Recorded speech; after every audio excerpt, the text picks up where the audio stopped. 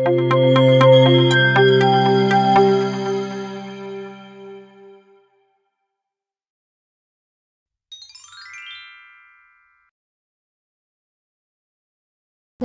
ছোট ছিলাম তখন আমার বাপ মা চলতে পারতো না, তখন আমি কি করছিলাম, চাকরি নিয়েছিলাম।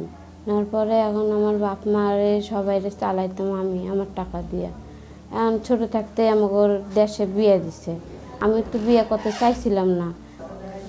আমি দেশে আসছিলাম, আমার শাশুড়ি আমার শ্বশুরে মারধর করতে দেখে, এই জন্য আমি আমার বাপ মার কাছে আইছি। এখানে আমার বাপে আমার চলতে পারে না, আমার স্বামী মারধর করে, আমার দেখে না অনেক দিন ধরে। 6 মাসের গর্ভবতী, কারিশাসের ডাক্তারের সেবা যত্ন পাই আমি অনেক ভালো আছি।